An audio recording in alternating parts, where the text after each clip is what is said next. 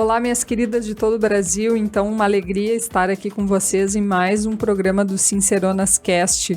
Hoje, em especial, falando com a Mariana, que é analista corporal. A gente já teve a participação da Luana, né?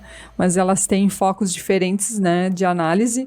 E hoje a gente vai falar um pouquinho sobre a questão do relacionamento, né? E o relacionamento faz parte da nossa vida, né? A gente não é somente uma pessoa profissional, a gente tem toda a vida pessoal e o quanto isso acaba influenciando, então, no nosso dia a dia e até no nosso humor, às vezes, né? Às vezes a gente não tá muito legal, porque a gente não tá bem pessoalmente. Então, Mariana, para iniciar, eu queria que tu falasse um pouquinho sobre a tua trajetória profissional. O que tu tem para nos contar? Então, eu iniciei como analista corporal em 2020, bem no auge da pandemia ali, porque foi quando eu consegui tempo para estudar. E isso tem até a ver com os meus traços, com o jeito que eu funciono também. Por ser uma pessoa perfeccionista, a minha tendência é procrastinar até que eu consiga fazer e na minha cabeça esteja perfeito. Uhum. E aí, na pandemia, a gente ficou em casa, em isolamento mesmo, e aí eu falei assim, agora é a hora que eu tenho de estudar e terminar o curso que eu tinha iniciado. E foi daí que eu comecei, aí eu estudei, logo já comecei a trabalhar como analista, né? E aí, nisso, eu já tô desde 2020, desde junho, julho ali mais ou menos, aí já atendi centenas de mulheres, né? Casais também, alguns já passaram por mim e tiveram o relacionamento deles transformados também. Ótimo. E antes de ser analista corporal, o que tu fazia? Então, eu sou muito nova, né? Eu tenho 23 anos. Meu Deus, é muito jovem. Eu sou muito nova. Então, eu não tive tempo de ter um grande currículo. Anteriormente, eu trabalhava como revendedora de produtos de salão de beleza. Então, esse era o meu foco. Estava me encontrando ainda, tinha acabado de acabar os estudos, estava identificando ainda, estava terminando um curso de inglês, estava me achando. Sim. E eu sempre gostei muito da parte de comunicação e de lidar com pessoas. Então, eu sabia que eu sentia que alguma coisa nessa área seria, assim, pessoas e eu falar, né, estando em contato com pessoas. E aí eu me encontrei nesse meio terapêutico, né, entendendo as pessoas, como a mente delas funcionam, me encontrei, gostei e não pretendo sair. Ah, que legal. Então, me fala um pouquinho como é que é ser analista corporal e por que tu escolheu também um pouco essa profissão, não escolheu outra, talvez, sei lá, psicólogo, alguma coisa assim. Então, eu comecei a fazer o curso, né, para análise corporal com uma intenção pessoal mesmo. Sempre fui apaixonada pelo mundo do autoconhecimento, do desenvolvimento, desde muito nova. Teve muito esse incentivo dentro de casa por parte da minha mãe. Então, a primeira vez que eu fiz terapia foi com 12, 13 anos, né? Até antes eu acho que eu comecei. Então, eu sempre tive um contato grande com essa parte do desenvolvimento e do autoconhecimento. Uhum. E aí, eu tive contato com a escola brasileira que forma analistas corporais e aí eu me interessei para fazer o curso pessoalmente. Então, eu fiz o curso 2 vezes, uma para trabalhar as minhas questões, e a outra vez para eu aprender mesmo a lidar com outras pessoas. Uhum. Isso, né? Olhando, depois de já ter, de certa forma, me curado, ter me trabalhado ali, falei assim, não, agora foi uma área que eu gostei, que eu me identifiquei bastante, então eu consegui, é como se tivesse virado essa chavinha, né? De, não, agora eu quero trabalhar com isso. E aí foi meio num feeling, assim, de descobrir, gostei, e aí iniciei o trabalho com isso. Uhum, legal. E qual é o teu foco de análise? Quando a Luana veio aqui, tu conhece bem a Luana também, ela trabalha, então, essa questão do... Como é que a gente chama? Dos tipos de caráter, né? Uhum. Então, das pessoas e tal. E um pouco dessa questão, a gente também fez um programa específico falando da questão da dieta, né? Então, que a dieta não funciona, até a gente colocou o título, um título bem, impactante para as pessoas, que na realidade tudo tem a ver com as emoções, né? Então, a gente come mais pela questão das emoções, a gente tem traços ou funcionamentos na vida adulta que tem tudo a ver com essa questão da tua essência, né? De como tu te criou, como tu te desenvolveu. Aí tem os traços diferentes que eu não me lembro agora de cabeça. São 5, né? São 5 traços. E aí, dentro desses 5 traços, então, eu mesmo me identifiquei, por exemplo, com uma pessoa rígida, né? Pela forma que eu lido com as coisas. E aí, eu consegui me identificar. Então, hoje, qual é o teu foco de análise? Eu sei que é diferente do da Luana, né? Que a Luana, então, é essa questão mais da pessoa em si, trabalhar, então, esses traços para melhorar. Ela é nutricionista também. Também é nutricionista, então ela trabalha muito essa questão realmente da dieta em si e de não fazer dieta, mas sim tu te curar emocionalmente, isso, né? falando. Isso. Então, a Luana tem esse foco do emagrecimento, de acreditar, e realmente a gente entende questões... existem traços específicos que têm uma tendência maior a engordar, e existem umas questões internas e inconscientes do porquê a pessoa engorda, né? A Luana abordou isso aqui com mais intensidade do que eu. Ela tem mais experiência nessa área do que eu, e o meu foco é relacionamento amoroso. E aí eu comecei nessa área, na verdade, porque eu comecei a namorar muito nova e eu sempre quis casar cedo. Né? Eu sempre, desde criança, eu falava, eu vou casar cedo, vou casar cedo. E aí eu acho que também por conta da idade, o início do meu namoro com o meu atual marido, a gente bateu muito de frente, né? Porque a gente tinha o que as pessoas falam de personalidade forte, mas na verdade os dois muito controladores. Né, de gostar das coisas feitas do seu próprio jeito, de ter dificuldade em ceder, um temperamento que quando você tem duas pessoas controladoras se relacionando, eu falo que é briga de titãs. Né, briga por coisa pequena, assim, por formiga, por bobeira, tá brigando. Então a gente não brigava muito, mas quando a gente brigava muito feio por coisa boba, assim, por coisa muito pequena. E aí, quando eu entendi o jeito que eu funcionava e o jeito que ele funcionava, e eu adequei a minha comunicação, principalmente com ele, parei de cobrar dele certos comportamentos, certas atitudes que não fazem parte do sistema nervoso dele, não fazem parte do jeito que ele está programado para funcionar. Ali eu falei assim, caramba, esse negócio funciona mesmo. Porque o nosso relacionamento mudou da água para o vinho, e ali eu entendi que o jeito dele funcionar, a melhor versão dele funcionar, não era do jeito que eu vinha cobrando ele por tanto tempo.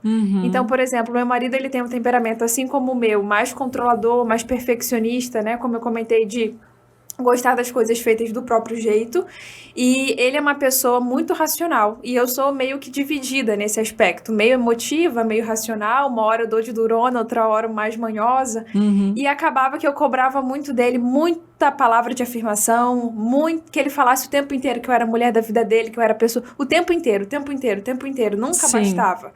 E, na verdade, o jeito que ele tá programado para funcionar é com atos. Então, meu marido, ele é uma pessoa que ama fazer surpresas. Se eu falar hoje pra ele, eu queria água sem gás, na hora ele vai levantar, vai estar disposto. Então, depois que eu parei de cobrar ele, pra ele me amar do jeito que eu achava ser o certo, e passei a abrir espaço para ele demonstrar o amor da forma que ele estava programado para demonstrar, aquilo ali para mim, eu falei assim, e foi engraçado porque eu comecei a me sentir realmente amada e a pessoa mais importante da vida dele, e para ele estava muito mais leve também. Então ali foram duas peças que se encaixaram, porque eu já conhecia aquela peça e ele também já me conhecia. Então foi infinitamente mais leve. E aí por conta disso, especialmente depois que eu casei, que aí eu vi a diferença do meu casamento, né? Então, por exemplo, muitas pessoas falam que o primeiro ano de casado é terrível, é muito difícil. Sim, porque tem toda a adaptação, né? Cada um é de um jeito. Isso, e de fato tem os seus desafios, né? A gente leva tempo para se adaptar, para se adequar a uma rotina nova. Só que eu tinha na cabeça que era assim, um Armagedon, sabe? Uma coisa... E aí eu comecei a comparar o início do meu casamento, o primeiro ano, com o da maioria das pessoas. E eu pensava, o que eu faço de diferente, que o nosso início de casamento tá maravilhoso, assim, eu me sentia num filme, num romance. Um romance. E aí eu comecei a prestar atenção, que a dinâmica que a gente levava, tanto de mecanismo no sentido de qual é meu papel como esposa, o papel dele como marido, eu conhecer o meu jeito de funcionar, o jeito dele de funcionar, e uma comunicação correta. Porque a gente, às vezes, quando a gente vai se comunicar com outra pessoa, a gente se comunica da forma que a gente entende. E a gente esquece que o intuito da comunicação é fazer o outro entender o que a gente precisa. Sim. E aí eu me comunico do meu jeito e não do jeito do outro. E esse é um grande erro dentro do relacionamento. Me comunicar do meu jeito. E se eu quero que o outro entenda o que eu tô falando, eu tenho que falar na linguagem dele, não na minha. Sim. E então eu comecei a prestar atenção nisso. Eu falei assim, olha, eu acho que eu sou boa nisso, né? Porque eu aconselhava amigas, e aí a gente conversava e eu sentia prazer fazendo isso. E por ter passado dessa experiência de ter tido um namoro um pouco mais turbulento e um casamento, início de casamento maravilhoso, eu falei assim, eu acho que eu vou seguir por essa área. Eu tava me achando ainda. Foi por isso que eu escolhi a área de relacionamento amoroso para trabalhar. Deixa eu te perguntar uma outra coisa. E como é que tu sabe, assim, os temperamentos das pessoas e quais são os tipos de temperamento? Como é que tu analisa isso? A gente analisa pelo formato do corpo, tem a ver com o sistema nervoso mesmo, com o desenvolvimento que inicia ainda quando a criança está no útero da mãe. e vai ali até mais ou menos 5, 6 anos de idade. E a gente fala que essas fases que o sistema nervoso ela se desenvolve são divididas no que a gente chama de traços de caráter. Então, cada uma dessas fases vai definir um traço de caráter. A gente não se assustem com os nomes, né? Que são nomes diferentes, mas não tem nada a ver com o que a gente está acostumado a escutar. É o esquizoide, o oral, o psicopata, o masoquista e o rígido. O rígido, que eu me identifico. É o traço que eu tenho maior quantidade também. E o meu marido também. Você vai entender por que a gente dava choque assim de início. E aí, a gente consegue identificar o temperamento, o funcionamento da pessoa, o sistema nervoso dela, ou seja, quais são as coisas que ela faz com mais facilidade, quais áreas na vida ela vai ter mais dificuldade, quais são as tendências que aquela pessoa vai ter, pelo formato do corpo, porque o sistema nervoso sofreu daquela maneira e é como se ele mandasse uma mensagem assim, olha, pra gente sobreviver nesse ambiente, a gente precisa desenvolver um formato de corpo assim. Sim. Porque tem a ver com as dores da formação, né, de cada um dos traços. Então, a gente consegue, pelo formato do corpo da pessoa, identificar quais são os traços dela, os principais, qual é a porcentagem que a pessoa tem de cada um deles. É bem interessante porque a pessoa não precisa falar. Porque, né, naturalmente, tem pessoas que são mais fechadas, tem a ver com os traços também, que são mais reservadas, que buscam mais a segurança. E aí, quando ela tem que se abrir e falar sobre ela, é um desafio muito grande. E aí, uma das vantagens da análise é justamente essa. A pessoa não precisa falar para que a gente entenda e explique para ela como ela funciona. Tá. E essas análises que tu faz é tudo presencial ou tu também faz atendimento online? A Luana faz online, né? Os meus atendimentos, assim, eu acho que 99% deles são online. Tudo online. É tudo online. Então, a gente consegue fazer, a gente manda ali a instrução pro cliente, né? De como ele tem que estar vestido, e é de roupa. Sim, não é pelado. Como que ele não é de biquíni, na verdade, né? Era isso que eu queria dizer. Não é de biquíni, dá pra fazer no inverno, no frio, Sim. né? Então, a gente manda ali pra ela, explicando como que ela tem que estar vestida, a iluminação, mas é bem tranquilo. Essa parte que é mais desconfortável, que é que a gente vai estar olhando para o corpo da pessoa, dura ali uns 15, 20 minutos, mais ou menos. E depois vem a parte que a gente conversa mais, que a gente explica para a pessoa como ela funciona, tudo partindo daí. Mas é bem tranquilo de fazer online e é 100% confiável, assim, não tem chance de dar errado, né, sendo bem feito. Sim. E as pessoas, quando tu começa a falar dos traços, elas se identificam? Como é que funciona, assim, a maioria dos atendimentos que tu faz? O que eu mais escuto nos atendimentos é: você tem uma câmera instalada dentro da minha casa? Né? Como é que tu sabe tudo isso? É evidente. Isso. Tem pessoas, por exemplo, que são mais desconfiadas por natureza, geralmente os rígidos e os psicopatas, eles levam um tempo maior para se entregar ao processo. Eles no início, eles tendem até a fazer uma cara meio tipo, como é que você sabe disso, né? Quem te contou?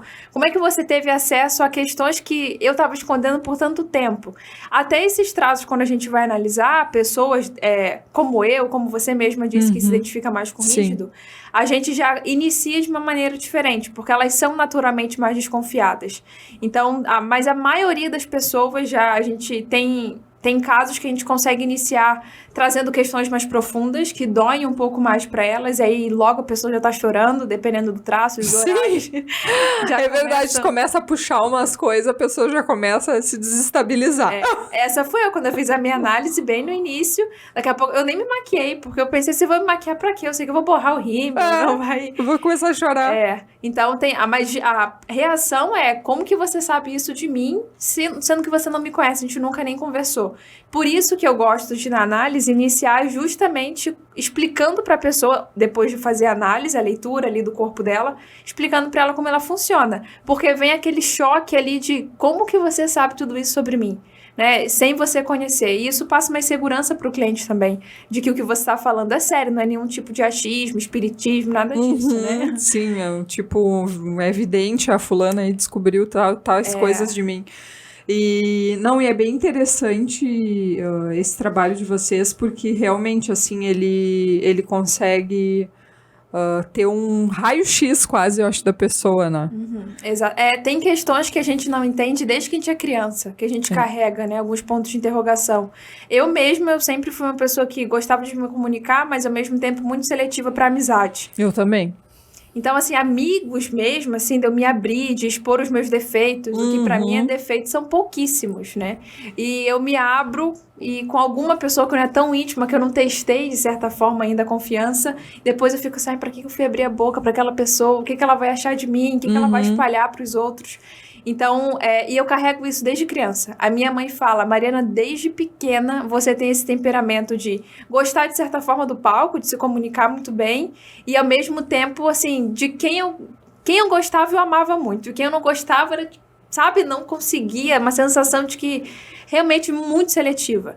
E aí, depois que eu entendi, que você começa a entender, inclusive essas questões da infância, que você carrega, da relação com os pais até, né? Entender por que eu tinha uma relação mais achegada, assim, mais achegada, não necessariamente só no amor, às vezes no ódio também, com o pai ou com a mãe, a gente consegue entender isso olhando o formato do corpo da pessoa. Parece que você começa a partir dali a viver uma vida diferente, porque todos os seus comportamentos, dali pra frente, você consegue identificar. Isso aqui é tal lado meu que tá agindo dessa forma. E melhor do que isso, você consegue alinhar também as suas expectativas, né? Então, eu nunca vou ser uma pessoa muito criativa, porque eu tenho os meus traços criativos, né? O meu traço criativo, ele é baixo, é o que eu menos tenho. Então, não pede pra eu desenhar uma coisa, nada, né? Que eu sou péssima no desenho. Mas, assim, eu sou péssima no desenho também. Nada que exija muita criatividade, muita lógica numa linha de raciocínio, eu vou conseguir, eu vou ser muito boa nisso. Porque a minha facilidade é na área da comunicação, me expor. Então, tá de frente pras câmeras, aparecendo no story do Instagram. Esse tipo de coisa, pra mim, é muito mais fácil do que você pedir pra eu preencher uma planilha, de eu criar alguma coisa do zero. Me bota com pessoas, né? Sim. E comigo exposta. Então, na escola, eu sempre fui boa apresentando trabalho. E eu não entendia por que os alunos ficavam tão nervosos na hora de apresentar. 30, 40 pessoas. Eu falava assim, gente, são só 30 pessoas. Você treinou em casa, o trabalho é só apresentar. E aí, por outro lado, quando tinha que fazer um resumo super detalhado, estudar para uma prova de matemática super complexa, que exige muita atenção, que você tem que fazer aquilo sozinho, eu entrava em pânico. Porque para mim isso era muito difícil. Agora, me botava no palco, me botava para falar que ali... Aí era tranquilo. Ali eu... Você era bem comunicativa. Que legal. Então, falando um pouquinho, quais são os principais desafios que são relatados sobre a questão dos atendimentos de relacionamento que tu tem? A gente sabe o quão difícil é a gente se relacionar, né? E principalmente ali entre o casal, né? Cada um vem de uma realidade diferente, né? Eu e meu esposo, por exemplo, nós temos realidades diferentes que a gente veio, criações distintas, né? Valores até eu digo que não, porque a gente tem os valores parecidos, até porque é difícil tu casar com alguém com os valores muito diferentes dos teus. Mas realmente assim, a maneira de se criar, de se desenvolver, é tudo diferente, né? Os meus pais tinham um jeito assim assado e o pai e a mãe dele eram de outro jeito, né? E a gente chega na mesma casa, um casal com esses traços diferentes, como a gente diz, né, com realidades diferentes, e a gente precisa se adequar e conseguir ceder também um pouco, né, para cada um e para cada outro. Então, quais os principais desafios que tu relata? Relacionamento realmente não é uma tarefa fácil, né, mas é algo que eu digo que quando tá bem alinhado, vale muito a pena. Porque ele traz sentido para muita coisa. A partir dali você entende e começa a enxergar a vida com outros olhos, né? E as pessoas, muitas delas, já estão desistindo do amor porque já se decepcionaram diversas vezes, não consegue, parece que tem alguma coisa, uma barreira mesmo impedindo que ela... É sempre uma sobrecarga. O relacionamento, para a maioria das pessoas, não vem como leveza. Vem mesmo, de novo, né? De fato, como um fardo. E muitas vezes é mesmo. Então, quando a gente fala de relacionamento, já pensando num casal juntos, né? A parte da comunicação, de não conseguir se comunicar de uma maneira que o outro entenda. Então, me trazendo como exemplo de novo, meu marido, ele é uma pessoa com baixíssima necessidade emotiva, como é que eu posso falar? Sentimental. Ele é muito racional. Se eu chego pra ele explicando, trazendo uma linguagem mais emotiva, mais sensível, hora ou outra eu vou levar, porque é uma questão minha e eu sou uma pessoa mais emotiva. Mas se eu quero que ele entenda e que ele resolva aquele problema, eu tenho que ser mais estratégica, mais lógica na hora de apresentar aquilo pra ele, quase que um documento mesmo. Olha, com cláusulas ali, porque tem que ser uma linguagem mais racional, para que ele entenda o que eu tô precisando. Uma comunicação mais estratégica. Então, às vezes, a mulher é super sentimental, mas ela se relaciona com o cara, aqueles bem magrinhos, com os ossos bem aparentes. Geralmente, eles usam óculos e falam, meu marido não me entende. Ele é muito frio, parece que quando eu falo dos meus sentimentos, ele não corresponde. Possivelmente não corresponde mesmo, porque o temperamento dele é diferente do seu, o funcionamento dele é muito diferente do seu. Essa é uma queixa muito grande. O meu marido não me entende. A maioria das pessoas que eu atendo são mulheres. A sobrecarga dentro do relacionamento hoje é o que eu mais pego. Porque a mulher, ela assume esse lugar de força, como se ela estivesse mesmo numa zona de guerra, e aí ela bota todo mundo nas costas, o pai, a mãe, os filhos, o marido, e quer carregar todo mundo junto. E de início, por mais que esse discurso pareça muito bonito, muito amoroso, com o tempo ela vai se cansando. Sim. Então, o relacionamento fica muito cansativo. Vai desgastando, né? E aí, querendo ou não, a corda, ela sempre arrebenta pro lado mais fraco, que é no lado das crianças. Então, quando tem uma criança, né, ou crianças dentro desse relacionamento, as crianças, elas vão ficando também, eu digo, órfãos de mães e pais vivos, porque ao invés de estar dando atenção principal ao casamento e aos filhos, esses pais, às vezes, estão carregando os próprios pais nas costas, né? Problemas que não cabem a eles, como uma família cuidar. E aí isso tudo vai sobrecarregando o relacionamento. Então essa mulher, ela vai se deixando de lado, a vaidade dela já não existe muitas vezes, a parte sexual no casal já não existe mais, porque tá tudo desalinhado. Ela assumiu um papel que não é dela, o marido dela foi para um lugar que não cabia a ele também, e nisso as crianças, elas estão ficando de lado e elas vão sentindo tudo isso também. Sim. Essa é a principal queixa hoje que eu atendo. Mulheres sobrecarregadas, geralmente com os homens bananões, sabe? Que são paradões, que reclamam que se eu não fizer, meu marido não faz nada, parece que ele é muito acomodado. Com esse tipo de queixa, é o que eu mais atendo hoje, é isso. Que loucura. É. Mas é a realidade das famílias no Brasil, né? E, assim, na realidade também, o que eu vejo, observo, assim, das famílias, até a gente tem um caso de separação na família, que é o irmão do meu esposo, meu cunhado, que se separou. E o que eu observo, assim, que talvez também se separaram muito por essa questão de não conseguir se alinhar os dois, sabe? De ter necessidades diferentes e não conseguir fazer com que aquilo fosse de maneira, assim, do conjunto pensar igual, sabe? Do casal pensar em conjunto a mesma coisa e conseguir decidir aquilo que é de melhor para a família deles, né? E é realmente o que tu diz, muitas vezes acontece que as crianças acabam sofrendo por uma separação, por alguma coisa assim. E eu acho que, claro que a gente tem toda a questão, nós, na nossa família, a questão espiritual da religiosidade, mas com certeza essa questão também de não só religiosa, mas dos traços também faz a diferença, né? Pra gente conseguir se relacionar bem em família. Com certeza. Isso, com certeza, assim, porque entra em tudo isso que a gente comentou. O que geralmente o pessoal reclama das emoções, o outro não me entende, o outro pensa, funciona muito diferente de mim. E a gente tende... São diferentes. A gente tende a achar que por o outro não ser igual a mim, ele tem um defeito. O problema tá nele, né? Então, é verdade. O outro é que tá errado. O meu marido, ele é frio demais, como se isso fosse um problema. Mas, por outro lado, tem a parte muito boa nisso. Geralmente, ele vai resolver problemas, né? Com uma cabeça mais fria, mais estratégico. Vai ser mais prático na hora de resolver problema. Tem a parte muito boa nisso também. Não vai levar as coisas muito pro lado sentimental, não vai ficar remoendo aquele problema, né? Então, a parte das emoções e da comunicação, com os traços, entendendo o funcionamento do seu marido e o seu, né? O seu, no caso da mulher, né? Isso já facilita, já resolve, assim, uns 50% da maioria dos problemas que os casais trazem, que tem a ver com a expectativa que o outro cria, que é natural que a gente crie uma expectativa. Até uma coisa interessante que você comentou de valores parecidos. Geralmente, quando o casal casa, né, se une, eles têm algumas coisas em comum. Senão, eles não estariam juntos. Com certeza. Mas, às vezes, esse casal ele se uniu por motivos errados.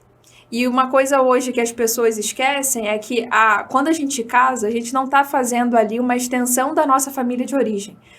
Isso é um problema. Meu marido reclama muito disso. Esse é um problema grande. Porque quando a gente casa, é claro, né? Os nossos pais são pessoas super importantes na nossa vida. Não é no sentido de que eles vão deixar de ser importantes. Mas a gente casa, a gente está casando com o marido. A gente não tá casando com a sogra, com o sogro, com o cunhado, com a cunhada. Eles passam a fazer parte do nosso círculo familiar ali, mas não a minha família. A minha família atual, eu não tenho filhos ainda, né? Então, é eu e meu marido. A minha mãe, ela tem um papel importante, os meus sogros têm um papel importante, os meus irmãos, mas a minha família sou eu e meu marido. Quando eu caso e eu levo ali o meu pai, a minha mãe, os meus irmãos junto, começa a ter um monte de problemas. Geralmente as famílias começam a brigar entre si, porque tem pensamentos e dinâmicas diferentes. E o pior é que eu não crio uma identidade como casal. Sim. Então, sabe, identidade é quando a gente pensa assim, fulano e a fulana, como que eles são? O que eles gostam de fazer? Quais são os hobbies deles? O que eles querem pro futuro? Porque se eu tô muito presa aos meus pais, vai ser sempre a extensão deles. Então, os hobbies que eu tinha ainda quando eu morava com os meus pais, o jeito certo de funcionar na minha cabeça é o jeito que os meus pais funcionavam. Isso. E não tem jeito. A gente leva muitas do que a gente aprendeu do relacionamento dos nossos pais, na casa dos nossos pais, para um casamento. Isso. Então, a gente tem que ir alinhando e passar a ter coragem de enxergar que os meus pais não foram perfeitos e não são. O casamento deles não é perfeito. O que a minha mãe me ensinou muitas vezes sobre ser mulher, sobre o que é o homem, também não tá certo. É ter coragem de romper com algumas dessas coisas que a gente aprendeu, porque senão a gente vai ficar preso e não vai se permitir estar livre para viver, às vezes, um casamento melhor do que os dos meus pais. Né? Que a gente fica com isso inconscientemente muitas vezes de eu não posso ter um marido melhor do que o meu pai foi para minha mãe. Como que eu posso admitir que tem o homem do meu lado melhor do que o meu pai foi? Né? Sim. Né? O meu pai não foi perfeito. Sim. Então, para muitas mulheres, muitas vezes, os homens também, né? Só que no caso dele, geralmente com a mãe. Com a mãe. Para muitas mulheres, na maioria, elas não conseguem se relacionar com um bom homem, porque ficam presas a essa relação doentia com o pai, no sentido de que eu não posso dar espaço para outro homem na minha vida a não ser o meu pai. Então, muitas vezes eu me relaciono com homens piores do que o meu pai foi, para eu poder provar, tá vendo? Homem mesmo, bom mesmo, só o meu pai. Né? Meu pai é maravilhoso. E isso é perfeito. Sim. E enxergar isso não é fácil, especialmente para as rígidas, que têm uma relação intensa com a figura paterna, porque esse pai, ele fez mesmo ali um papel de homem da minha vida. Caramba, você olhar pro seu pai e falar assim, meu pai não foi perfeito, não é fácil, porque na cabeça daquela criança, aquele pai era o perfeito. Era o herói. Era o herói. E aí, muitas vezes, eu preciso inconscientemente escolher homens piores do que o meu pai, pra eu continuar com esse discurso interno. Só que aí a vida, ela vai ficar manca. Eu só vou pra vida, às vezes, com uma perna caminhando, né? Muito boa, às vezes, nas finanças, ganhando muito dinheiro. Mas na parte de relacionamentos amorosos, por estar ainda com essa relação doentia mesmo com os pais, eu não consigo progredir, não consigo dar um passo adiante. Sim. Tu sabe que tu estava comentando a questão do pai, eu tenho uma amizade muito grande com meu pai, a gente se dá muito bem.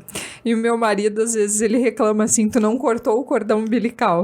Ele me diz. E aí, assim, eu observo que várias outras mulheres também têm esse problema de se relacionarem, terem a família muito perto. Meus pais não moram, eu moro em Ivoti agora, mas os meus pais moram em Pelotas, a cidade onde a gente nasceu.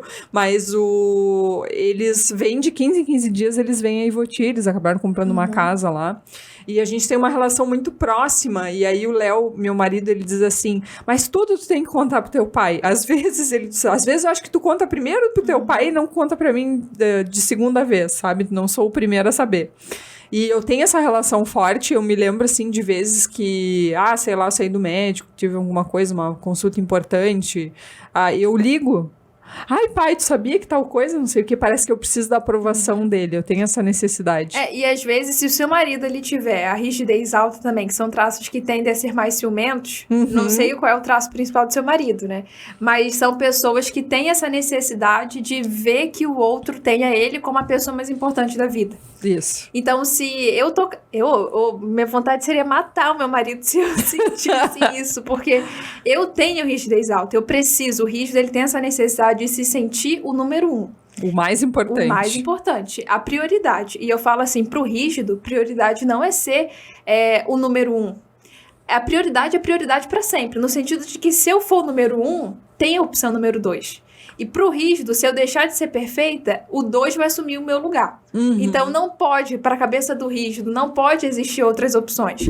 Então, isso é um problema. Se o seu marido, ele é mais ciumento, né? Pode ser que sim, pode ser que não. E ele não sente isso, a tendência dele é ir se esquivando justamente de fazer mais por você mesmo. De te proteger mais, de trazer mais segurança. Porque ele falou assim, pra que eu vou fazer isso se ela já tá lá escolhendo o pai dela como o homem da vida dela? Teve uma vez que eu atendi uma cliente e ela comentou que o marido dela diversas vezes disse pra ela, o homem da sua vida é o seu pai e não o meu. E ele tava cheio de problemas de dívida, envolvendo dinheiro mesmo. Sim. E aí a gente fez um trabalho bem legal juntas, onde eu falei assim, olha, um dos motivos do porquê seu marido não consegue fazer mais dinheiro é porque ele ainda não tá como prioridade na sua vida. Porque a mulher, ela exerce um poder extraordinário, assim, de incentivar e de apoiar esse marido. Se ele não tem um motivo, claro, do porquê ele precisa trabalhar mais e te dar mais dinheiro, né, fazer mais dinheiro e trazer mais conforto pra dentro de casa, pro relacionamento de vocês, ele tá, assim, é um ponto de interrogação pra ele. Eu falei assim, começa por deixar o seu pai no lugar de pai e assumir o seu marido como lugar de marido. Isso. E aí, depois de um tempo, é claro que essa mudança não é do dia pra noite, mas depois de um tempo ela mandou mensagem, ele foi promovido, eles tinham saído do apartamento que eles estavam, tinham conseguido um apartamento melhor, maior também, porque ela falou assim, Mariana, é claro que a minha tendência ainda é recorrer ao meu pai quando eu tô com algum problema, quando eu tô precisando de ajuda. Sim. Só que ela falou assim, racionalmente, ela sabia que a relação dela principal deveria ser com o marido e não com o pai. Então, quando a gente passa a ter consciência disso, a gente consegue ajustar vários comportamentos da gente, e aí, consequentemente, as melhoras elas vão chegando também, pra mim, pro meu marido. Então, não é fácil, não é um movimento fácil, porque a tendência da gente é ficar repetindo os comportamentos que a gente viu na infância. Na infância, sim, com certeza. Mas é um movimento que ele vale a pena, ele é bem satisfatório quando você começa a colher os resultados. Eu digo assim, ao invés de você se concentrar no tanto de esforço que vai ser necessário fazer, presta atenção e se concentra no resultado que isso vai gerar. Sim. Né? Inclusive, assim, financeiro, muitas vezes, igual foi o caso dessa cliente, de você se sentir protegida e acolhida por um homem forte do seu lado, né? Porque o seu pai, a tendência é que ele morra antes de você. Não, tô falando de você, tá? Tô falando Sim, de vocês. no geral. Ele ir antes da gente. É a tendência, né? Então, eu espero. Ele pode viver bastante, não tem problema. Né? Mas no sentido de que quem tem que fazer esse papel de proteção, de trazer segurança, é o marido que a gente escolheu viver, né? Sim. Então, os pais, eles são importantes, mas a prioridade tem que ser o marido. Sim. Não, muito legal, muito esclarecedor, e eu tenho certeza que as mulheres que estão nos assistindo, ou mesmo os homens que vão nos assistir, vão se identificar, vão dizer, a minha esposa, realmente, ela faz assim. Isso vale ao contrário também. Sim. Muitas mulheres reclamam porque o marido... Por causa do pai, da mãe, quer dizer, da mãe. E muito aí, ligado à mãe. Aí começa a rixa, muitas vezes, entre nora e sogra. E eu falo assim, o problema da briga com a nora e com a sogra não tá na nora e na sogra, tá nesse marido, que é um frouxo. Que muitas vezes não estabeleceu esse limite, porque assim, só existe relação de nora e sogra porque existe o marido. Sim. Que é a ponte, é ele que leva as informações pra mãe, é ele que fica o tempo inteiro ligando pra mãe, pedindo opinião da mãe, necessitando dessa aprovação da mãe. Então, se existe um problema entre nora e sogra, o problema está na sua relação mulher com o seu marido. Sim. O seu problema, você não tem que tomar satisfação com a tua sogra, você não tem que ir conversar com ela, por que ela se meteu. Quem levou a informação não foi o seu marido? Claro, é a mesma coisa quando a gente leva pro pai. Exatamente. Aí o pai quer proteger a filha. Ah, mas como? Ah, não, isso não pode ser assim. Mas, na verdade, ele não tem nem que se meter, porque aquilo é um problema ou uma situação do casal. E não tu levar pro pai. E, no fim, às vezes, a gente acaba falando as coisas e depois eu fico pensando assim, não tinha necessidade de ter falado isso aí pro pai. Nem tem necessidade, até pra ele ficar preocupado, se estressando com coisa que é desnecessária, né? Meu marido, ele é muito racional. Então, o que ele faz? Ele separa bem questão familiar com a mãe, ele não é muito de levar as coisas pra mãe. Ele, inclusive, ele meio que, às vezes, quando a minha sogra quer falar alguma coisa, ele meio que, não é rejeita a informação, mas, ele não aceita, às vezes, assim, que ela... Ele estabelece limite. Estabelece um bom limite. Maravilhoso. Isso aí. Então, ele é bem, assim, bem direitinho, assim. Aí, eu acho que ele fica muito estressado, porque eu, na verdade, não estabeleço limites com a minha família. Eu acabo deixando o pai e a mãe se meter, sabe? Nas coisas. E aí entra o que a gente conversou no início, dessa mulher, muitas vezes, quando ela não consegue estabelecer esses limites, Porque, às vezes, a gente é criado num ambiente... família é pra sempre. E aí, claro que é, mas no sentido de que casou... Eu já escutei muito essa frase uma vez, eu tava até com um casal de amigos, eu tive que discordar. Eu falei, a mulher disse assim, não, você casou... Ele não gostava da tia dela. Sim. Aí ela disse, não, mas casou comigo, casou com a família. Bem assim. Aí eu disse, desculpa, eu também não concordo. Porque não é que eu não casei, não é que essas pessoas não sejam importantes. Mas eu comentei, né, da importância do casal ter uma identidade, a família ter uma identidade. Se eu tô sempre excessivamente atrelado, muito junto com a minha família de origem, eu não crio essa identidade, eu só repito esses comportamentos. E aí eu carrego todas essas pessoas nas costas. E aí muitas vezes eu tô fazendo uma viagem incrível, mas essas pessoas, às vezes os pais não têm condição de fazer e a pessoa tem, aí tá preocupado, puxa, meu pai ia gostar tanto dessa comida aqui.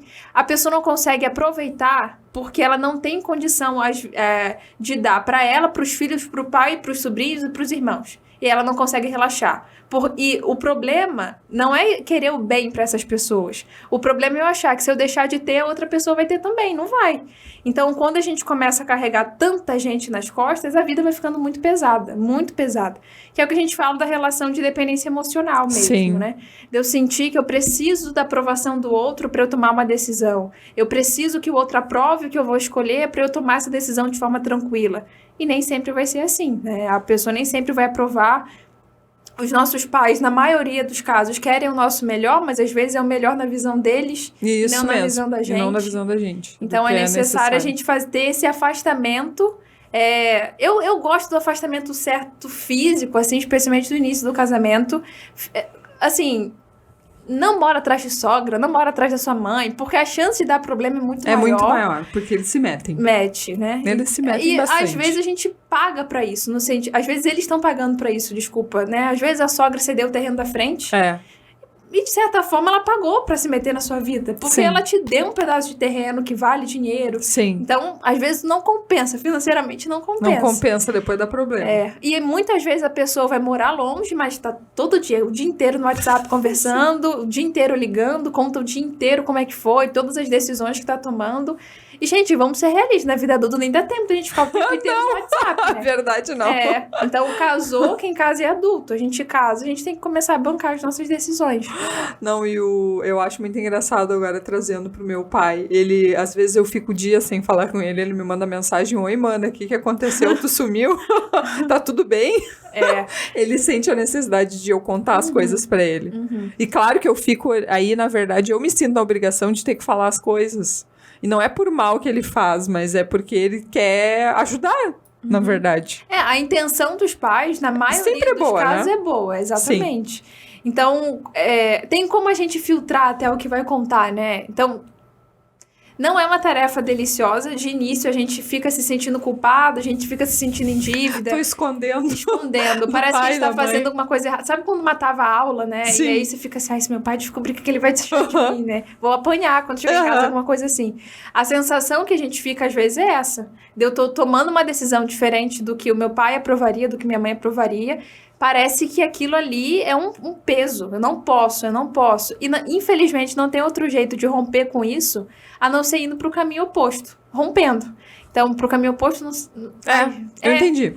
Então, não tem outra opção. A gente vai ter que sustentar essa sensação de culpa por um tempo, até que a gente comece a se acostumar com esse lugar mesmo, onde nem tudo eu conto pro meu pai, nem tudo eu busco a aprovação do meu pai. E assim, como eu disse, eu tô falando das mulheres, mas assim, muitos homens não conseguem, e a gente vai conversar sobre isso, né, sobre o que é o homem dentro da relação, papel, mas muitos homens não conseguem assumir esse lugar de homem porque tem essa necessidade de ser o filho bonzinho, né, o filho querido pela mamãe, às vezes o oposto do que o pai foi, né, tem que ser amado, tudo que eu faço minha mãe tem que aprovar. Sim, tem muito homem que é assim, assim como tem muita mulher que faz, tem que ter a aprovação do papai. Exatamente. Sim. Então vamos falar, tu já puxou o assunto, o papel da mulher no relacionamento. Primeiro vamos começar pelas mulheres, depois a gente vai pros homens. A mulher dentro do relacionamento, eu falo assim, a gente cresceu muitas vezes escutando, né, que a gente precisava ser forte, ter nossa própria independência no sentido financeiro. E não tô dizendo que a mulher não pode trabalhar, Sim. tá? Eu também trabalho. Sim. Mas como se a gente tivesse tudo isso, aí você ainda tem que manter a sua casa em dia, bonita, Você tem que estar sempre bonita, os seus filhos têm que ser bem criados, maravilhosos. Seus filhos pode fazer uma birra, porque tá errado. O seu marido tem que andar impecável. Então, foi um peso sobre nós, mulheres, muitas vezes, porque a maioria de nós tivemos a mãe que foi o oposto disso, né? De se viver esculhambada dentro de casa, se largava mesmo. A típica mulher Amélia, assim, que vive apenas pro lar. E aí a gente acabou indo pro extremo, porque eu não queria ser como a minha mãe nesse sentido, e ela dizia isso pra mim, que ser assim não era bom, aí eu fui pro outro extremo. Aí acontece o quê? Eu me sobrecarrego, eu não me cuido mais, já não tenho mais vaidade, tudo isso que a gente comentou. Inclusive o engordar, né, que a Luana disse aqui. Porque eu já não sou mais a minha prioridade. A mulher dentro do relacionamento, ela tem um papel muito mais olhado, que deve ser olhado por um lado mais sentimental mesmo. A mulher, por natureza, até hormonalmente falando, ela tem um funcionamento que precisa de mais leveza, ela precisa de uma rotina mais leve do que a dos homens na maioria das vezes, porque ela precisa desse olhar mais, digamos assim, mais colorido para as coisas. Então, é a mulher que tem a capacidade de transformar uma casa em lar. Ela que vai deixar de uma casa apenas de 4 paredes e dividida em cômodos, deixar aquela casa bonita na maioria das vezes. E a gente não dá valor para essa dinâmica. E não que a mulher ela tenha só esse papel, mas ela tem um papel de incentivar esse marido, inclusive, a fazer mais dinheiro. Ela sabe se comunicar de uma forma muito estratégica, ela é super perspicaz, né? No sentido de que ela sabe comunicar o que ela quer, ela sabe muito bem o que ela quer, ela sabe o que ela aceita desse relacionamento e da vida, e ela sabe o que ela não aceita.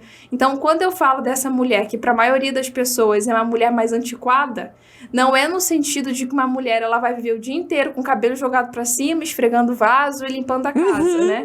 Ela é uma mulher vaidosa, ela sabe o que ela aceita, o que ela não aceita, ela sabe impor os limites e, como a gente comentou muito sobre a comunicação, ela sabe se comunicar de uma maneira estratégica também. Então, o papel dela no relacionamento vem muito mais por esse lado da nutrição, né? Em sentido físico, mas principalmente em sentido emocional. Então, o pai, por exemplo, numa criação, o pai tem muito mais um papel de levar os filhos para a vida, de deixar quebra a cara, vai lá, se arrisca, né? Se arrisca. Uma coisa mais aventureira. Sim. A mãe já é mais protetora, já olha muito mais para esse lado sentimental, emocional. Porque o papel da mulher, na maioria das relações, é esse. É ter um lado mais sensível mesmo, né? E o que acontece é que as mulheres, de uns anos para cá, elas começaram a se endurecer, se enrijecer. Muito por conta do que a gente aprendeu, do que foi sendo dito, de que a gente precisa ser forte, você precisa correr atrás da sua independência, não pode depender de homem pra nada. Pode depender de homem pra nada, tem bem isso. Então, aí eu faço tudo isso, e aí o que eu não tenho mais como prioridade é a mim mesmo, os meus filhos, o meu casamento, não tenho tempo de olhar pra isso. Aí entra o que a gente comentou, de filhos órfãos, de pais vivos, o marido viúvo de uma mulher viva, e a consequência, infelizmente, se a mulher assume esse papel, vai pro extremo, pra esse lado errado, aí o marido fica acomodado. Porque o que ele vai fazer por ela? Se ela não precisa dele pra nada. Não tem necessidade nenhuma, né? Dele se desenvolver, aí, de fato, ele vai ser um frouxo, assim, um marido banana, né? Como as pessoas falam. Sim. Um geleia. Porque o que ele vai fazer por ela? Sim, a mulher já tomou conta de tudo, faz tudo, né? E a minha mãe sempre trabalhou, né? Então, sempre foi bem independente, assim. E eu acho que eu vi até o pai muito mais esse papel de amoroso do que da mãe. Então, um pouquinho diferente, assim, a estrutura dinâmica da nossa família. A mãe era mais dura, assim, para as coisas, sabe? Mais prática. Mas não dura, assim, mas mais prática para as coisas. E o pai mais amoroso, mais afetuoso, assim, né? Então, acho que meio que vai trocando os papéis, eu acho, nesse sentido. A referência da gente de relacionamento, de feminino e masculino, são os nossos pais. E a maioria de nós, assim, da minha geração, da sua, é que é essa dinâmica. Os maridos um pouco mais omissos, né? Quer dizer, a geração de agora é essa tendência. O marido um pouco mais omisso e essa mulher mais durona. Ou o extremo, talvez a sua avó tenha sido aquela mulher que vivesse mais pro lar, e aí ela cresceu ensinando, a sua mãe cresceu ouvindo da sua avó. Não pode ser isso. Olha só, tem que ser independente. Isso, porque senão o marido vai bater na tua cara quando você crescer, quando vocês casarem, e aí eu vou para um outro extremo.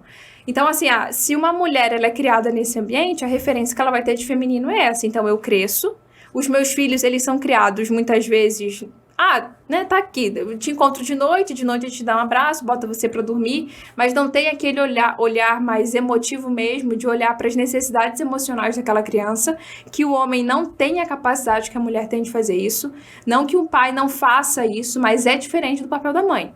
Né? A mãe, ela olha pra cara da criança e fala, não tá bem, tem alguma coisa errado. E o pai, não, sempre foi assim, ó. Sempre agiu desse jeito. E a mãe, não, tem alguma coisa de errado. Porque a mulher, ela tem esse olhar mais emocional pras coisas. E aí, a tendência nossa é essa, é repetir esses comportamentos, né? Sim. E aí, possivelmente, o seu pai, né, cresceu num ambiente, ou o pai dele era duro demais, e aí ele cresceu e falou assim, não, eu não posso agir como meu pai, porque tá errado. E aí, ele foi para um outro extremo de ficar meio omisso, assim, nas vontades dele. O que a fulana falar pra fazer, a gente faz. Ela que manda aqui em casa, é a patroa. Sim. Então, a tendência é a gente repetir mesmo o que a gente aprendeu dentro de casa. Aí entra o que a gente comentou antes, da gente ter coragem de romper com algumas dinâmicas que a gente cresceu vendo. Sim.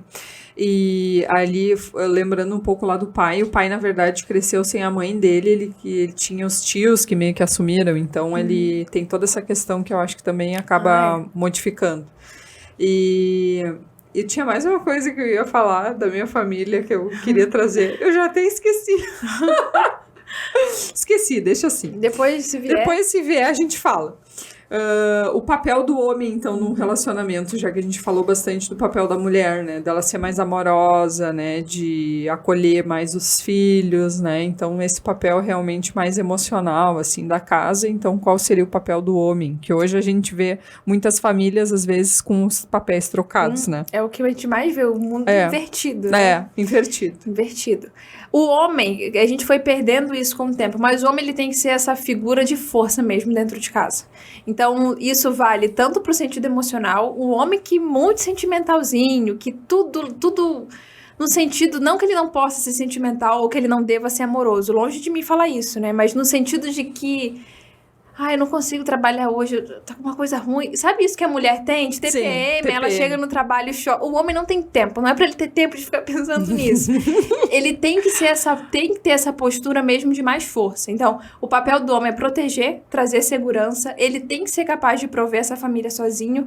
Não que a mulher não possa trabalhar, mas assim, se essa mulher engravida precisa ficar 2 anos em casa cuidando dessa criança, o básico ele tem que dar conta de suprir. O arroz, o feijão, ele tem que dar conta de trazer. Sim. Independente se essa mulher vai estar trazendo ou não.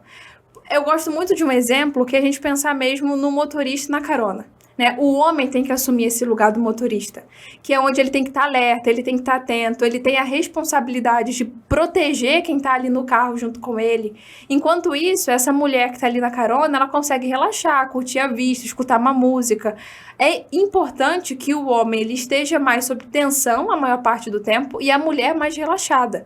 E aí, quando a gente vê isso o oposto acontecendo, a queixa dos homens geralmente é: a minha mulher não tem vontade mais de ficar perto de mim, não tem vontade de fazer mais nada em sentido sexual mesmo, porque tá tudo trocado. A mulher tá tensionada e esse homem tá relaxado. Tá relaxado. E a mulher tensionada não vai rolar, gente, não vai rolar. Ela precisa estar relaxada a maior parte do tempo para que o relacionamento flua com mais leveza. Então, o homem em estado de alerta e a mulher numa posição relaxada. E isso, como eu disse antes, não significa que ela não vai ter responsabilidades, que ela não tenha os papéis dela serem cumpridos dentro da família. Mas tem que ser nessa postura de ter um tempo maior de descanso.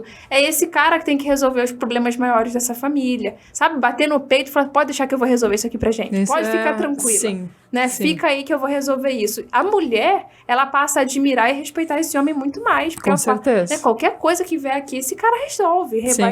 Eu não preciso me preocupar com isso. Sim. E o que a gente vê hoje é a mulher acordando.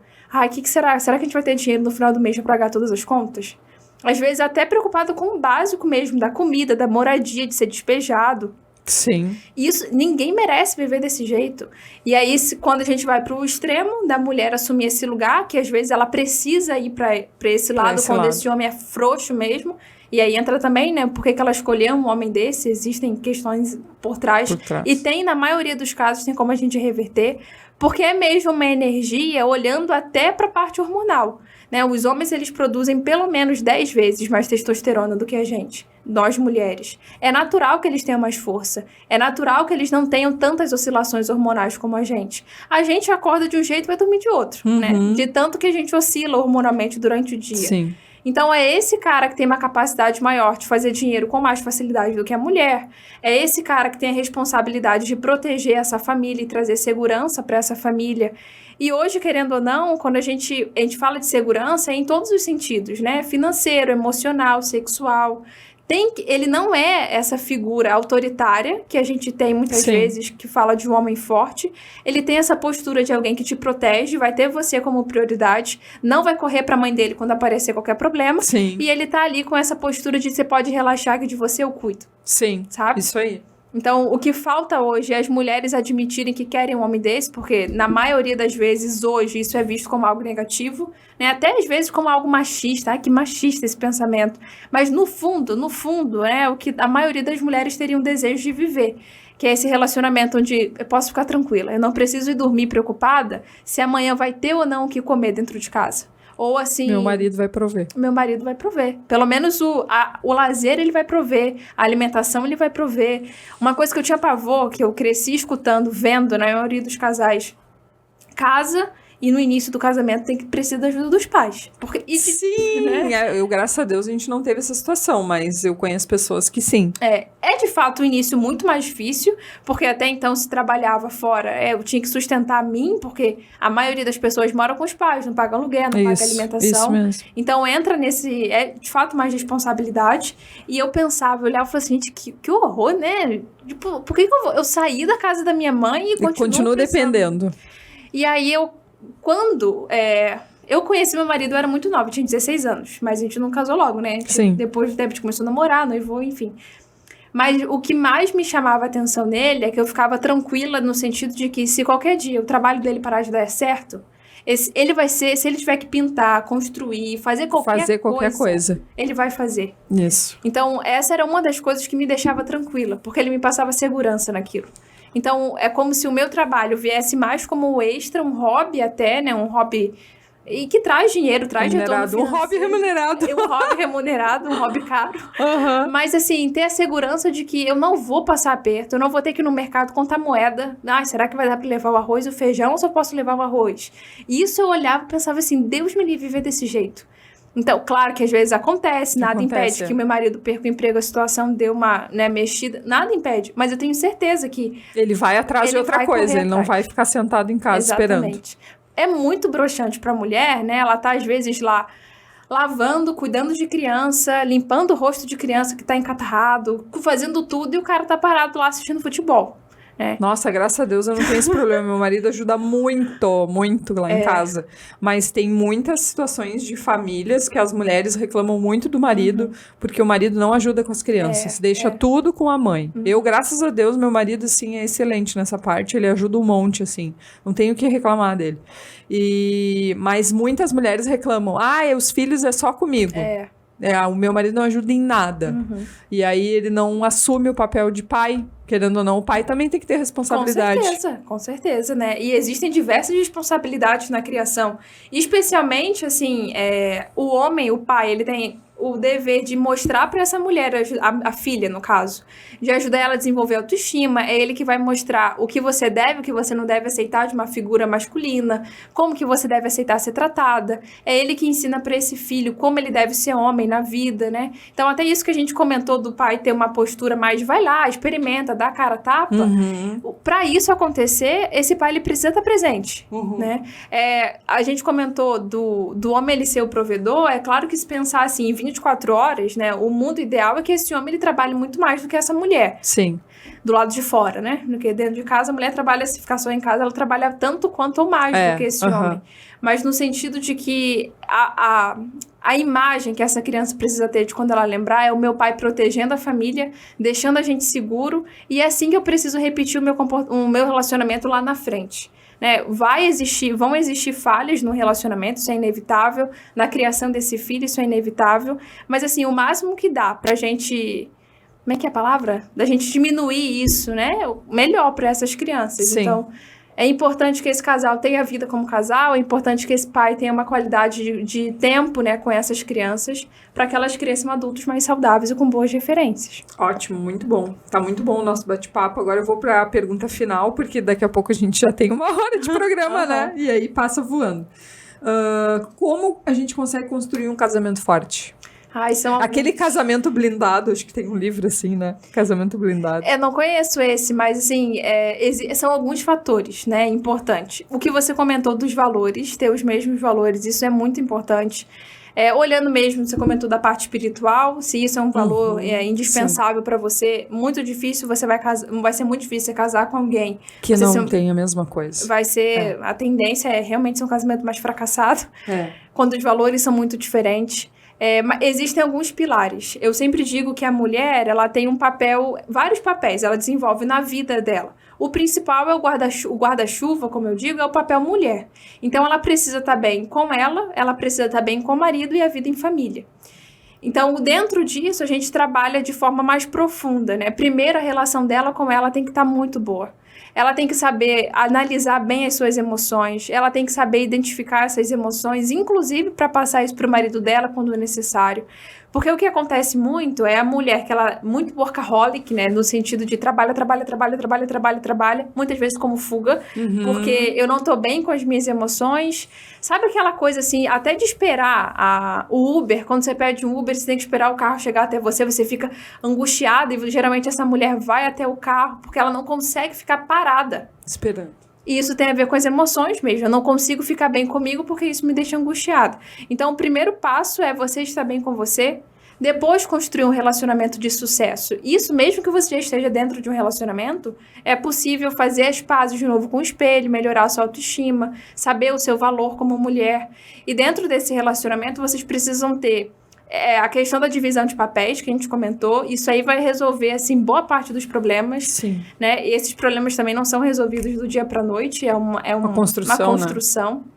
Então, alinhar os papéis de cada um, as responsabilidades de cada um, os desejos que vocês têm como casal também é muito importante. E não esquecer que mesmo que vocês tenham filhos, né, o pilar mais forte é o casamento. Então, a família, ela se constrói a partir daí. Então, não deixem que depois que os filhos chegarem, vocês deixarem isso de lado. É necessário manter essa relação de marido e mulher com ou sem crianças, né? Porque esse é um dos pontos, assim, que diferencia um casal de dois amigos que moram juntos. Então, são vários pontos, na verdade, que a gente leva para construir um relacionamento forte. Mas um dos mais importantes é esse, os papéis bem definidos, a lealdade, a devoção, né? Tudo isso dentro de um relacionamento é indispensável para a construção de um relacionamento bem-sucedido. Muito bom, Mariana. Excelente, né? Eu, inclusive, acho que estou precisando também fazer a minha análise para melhorar essa relação com o pai, né? Que é forte. Bom, queria que tu deixasse teu recado final, então, e... Bom, assim, o que tu diz, o que tu deseja aí para essas mulheres que estão nos assistindo? O nosso foco sempre são as mulheres empreendedoras, né? E como a gente tem a vida profissional e quanto é importante a gente também ter esses controles na vida profissional, mas também a gente se entender e se autoconhecer na vida pessoal. E o quanto isso acaba impactando, né, no nosso futuro, nas nossas relações, na nossa vida profissional também. Então, tudo isso acaba impactando. Então, qual é o teu recado, Mariana, final? Não desistam do relacionamento, não desistam do amor, porque vale a pena quando você está se relacionando bem. Porque chegam muitas mulheres cansadas mesmo, e meio desgostosas da vida, do amor. Falam assim, não vale a pena, casamento é muito cansativo, relacionamento dá trabalho, né? Assim como filhos também dão trabalho. E tu não pode separar dos filhos, né, gente? Exatamente, é verdade. Então, vamos pensar que do marido a gente também tem que fazer um esforço. Com certeza. Um esforço. É trabalhoso. É trabalhoso. Relacionamento é como uma empresa, assim, cada um tem a sua função e dá trabalho. Dá trabalho. Não dá pra gente achar que vai casar e o... Vai ser um mundo Não vai, né? Não dá pra gente achar que a gente tá brincando de casinha. Casamento não tô brincando de boneca quando eu tenho filha, não tô brincando de casinha quando eu vou morar junto. É casamento. Então, não deve ser uma opção o separar no sentido de que não é qualquer problema que aparece, então vamos separar, porque a gente já viu que não vai dar junto. Tem jeito, a maioria dos casos tem jeito, tem solução. Então, não desistam de se relacionar e a mudança pode começar a partir de você. A mulher, ela tem um poder muito grande. Eu digo que a mulher, ela é magnética, né? Ela tem um poder, inclusive, de estimular a masculinidade desse homem. Então, se você identificou aí o seu marido como um frouxo, um bananão... Vamos mudar. Vamos mudar. O primeiro passo é começar a trabalhar por você. Então, me procurem, que eu tô abrindo agora uma mentoria que justamente para isso, para ajudar essas mulheres a construírem um relacionamento de felizes para sempre, começando por cuidar da imagem dela com ela, o valor que ela se dá. É ótimo que a mulher empreenda, não sou contra isso, eu também empreendo, eu também trabalho. Mas se no seu pilar pessoal as coisas não estão indo bem, o seu trabalho ele vai ser uma fuga, né? Para você fugir das suas emoções e fugir dos seus problemas no relacionamento também. Então é bom que isso venha como um plus, assim, como algo a mais que te dá prazer, que para você é leve fazer, mas não com uma carga no sentido de que isso é um fardo para mim e tá destruindo o meu relacionamento. Então tenham bem alinhados, né? O pilar pessoal, o pilar do relacionamento, e o empreender também vai ser, consequentemente, ele vai ser infinitamente mais leve.